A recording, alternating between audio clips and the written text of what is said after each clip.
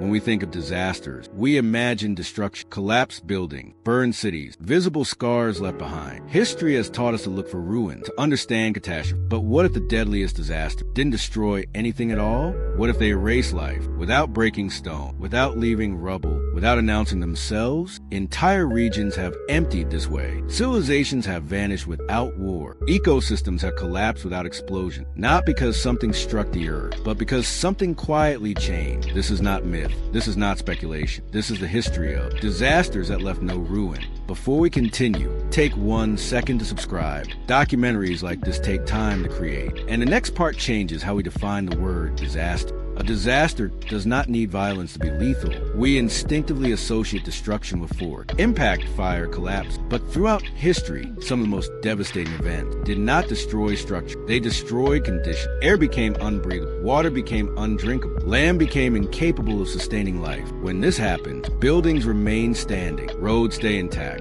Artifacts remain untouched. But people disappear. This is why these disasters are so difficult to recognize in the archaeological record. There are no shattered walls, no burned layer, no mass graves caused by sudden violence. Instead, what researchers find is absent, settlements abandoned, fields left uncultivated, cities that simply stop being used. To the untrained eye, it looks like migration, or cultural change, or slow decline. But in reality, it can be death on a regional scale. When the environment itself becomes hostile, survival does not involve fighting. It involves leaving. And when leaving is impossible, life fades quietly. History is filled with moments where death did not arrive with chaos, but with silence. Air feels harmless because we can't see it. But some of the deadliest disasters in history have traveled through the atmosphere without smell, without color, without warning. Carbon dioxide, for example, is not toxic in the way poisons are. It simply replaces oxygen when it accumulates in low-lying areas. It doesn't burn lungs. It doesn't cause pain. People lose consciousness quietly and never wake up. Events like Lake Nyos are rare, but smaller-scale versions have happened many times throughout history. Volcanic region, depression, closed valley. Entire communities can be wiped out overnight with no physical damage to their home. In ancient times, such events would leave no explanation behind, only abandoned villages, animals dead where they stood, cooking fires left untouched. Even today, these disasters are difficult to detect. They don't register as earthquake. They don't leave chemical residues that last centuries. The air simply changes, then returns to normal. To future generations, it looks as if nothing ever happened, except that no one came back.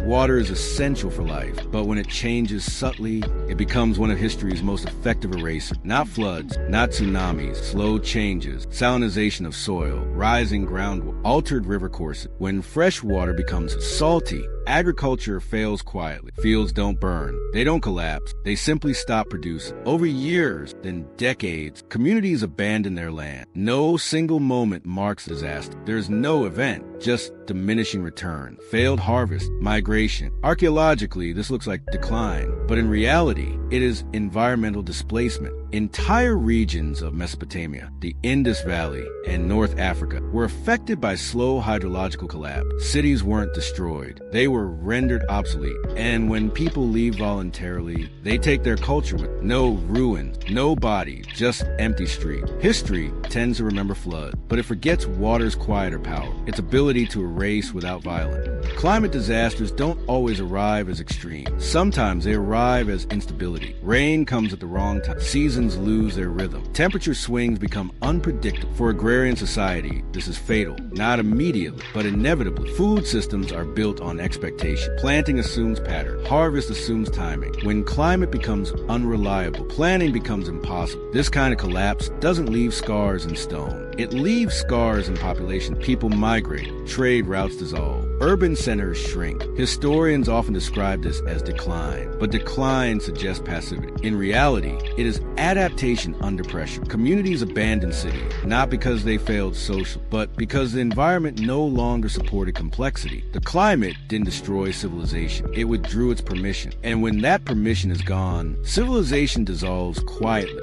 Ecosystems our network. When one element fails, failure spreads invisible. A single keystone species disappears. Pollinators decline. Soil organisms collapse. Food chains unravel, not dramatically, but silently. Fish populations crash without washing ashore. Forests die standing. Grasslands turn barren. To humans living within these systems, the change feels gradual until it isn't. Suddenly, nothing worked. Hunting failed. Farming failed. Foraging failed. No disaster occurred. No moment to remember. Just survival becoming impossible. Archaeological evidence from many ancient regions shows signs of ecological collapse, with no signs of warfare or natural catastrophe. The ecosystem simply stopped functioning, and when ecosystems fail, human presence becomes unsustainable. What's left behind is not destruction, but emptiness. Archaeology depends on disruption. Fire leaves ash. War leaves weapon. Earthquakes leave collapsed layers. Silent disasters leave none of these. When people leave by choice or die without violence, there is no dramatic marker in the ground. Structures remain usable. Artifacts stay in place. Soil layers remain undisturbed. To archaeologists, this looks like abandonment without cause. And for decades, many sites were misunderstood because of this. We assumed migration meant preference. We assumed abandonment meant cultural change. Only recently has science begun to understand that environmental collapse doesn't always announce it. Sometimes it simply removes the conditions required for life. The absence of ruin is not evidence of stability. It can be evidence of disaster. So efficient, it erased its own footprint.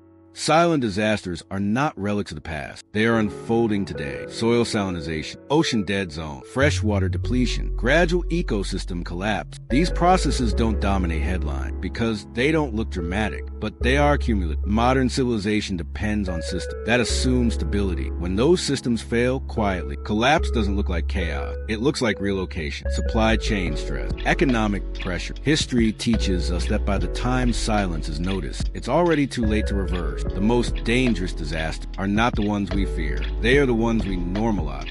History doesn't always end with ruin. Sometimes it ends with empty cities, quiet landscapes, forgotten roads. The deadliest disasters don't announce themselves. They don't demand attention. They simply remove the conditions that make life possible. And wait, by the time we recognize them as disasters, they're already over. And nothing is left to remember them by except silence.